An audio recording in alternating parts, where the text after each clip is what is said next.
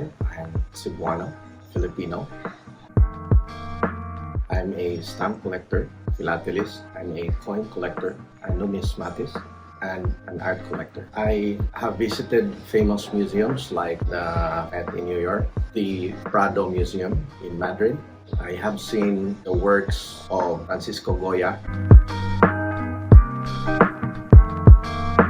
So my journey in art appreciation started when I was in college.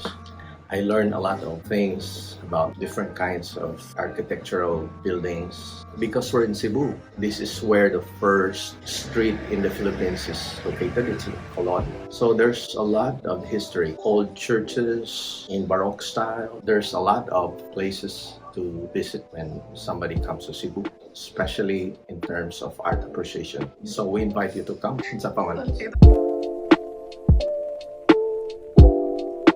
Yes, I've mentioned earlier that I've visited quite a number of well-known museums, and I have not seen a kind of artwork that is sculpted and oil painted. And when I saw that, that kind of attracted me, and the artwork cannot get off my mind. So I convinced my wife to allow me to buy a piece. And surprisingly, there were two pieces in the gallery at the time. And at the end of the day, we bought the two pieces. So what attracted me most is, number one, the subject is about the games that Filipino children played in the 1970s and 80s. It's sculpted from one whole big piece of wood. That's unique, and that's something very Filipino.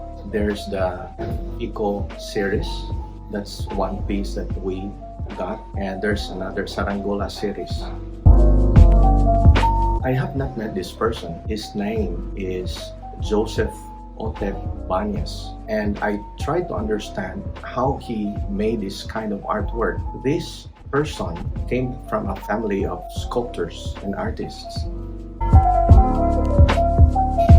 When I first saw these pieces, it right away connected to my whole being because of the subject. I have happy memories with Pinoy games. Do I still feel the same way?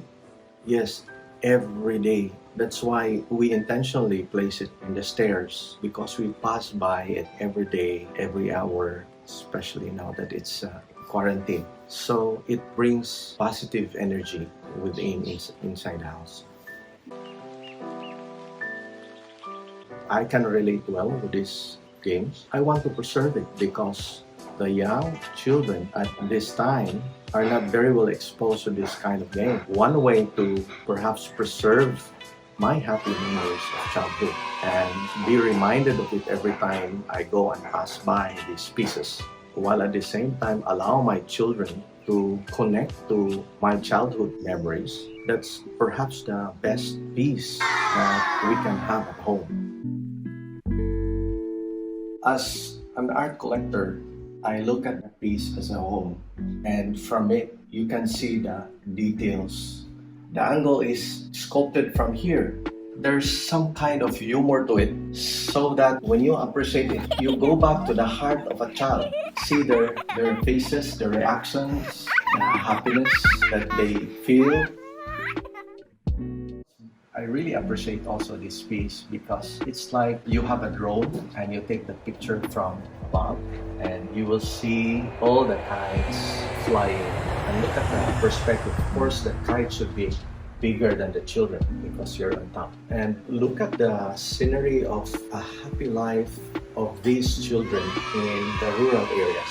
This is very classic. I come from a rural area, so I can relate well about this scenery. So probably coming from class, you see the bag of these children, they're preparing their kite. This one, you see the cow. Well, this is a representative of a child na gisugo sa amahan. This one is very near the camera, and this one is probably near the child. It's a break for children from serious environment of school. It preserves our heritage, our culture.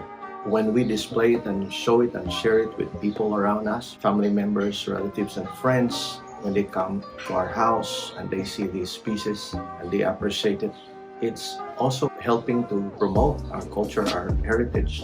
We support the efforts of our local artists and at the same time preserving their amazing works. I encourage young people to appreciate and love artworks.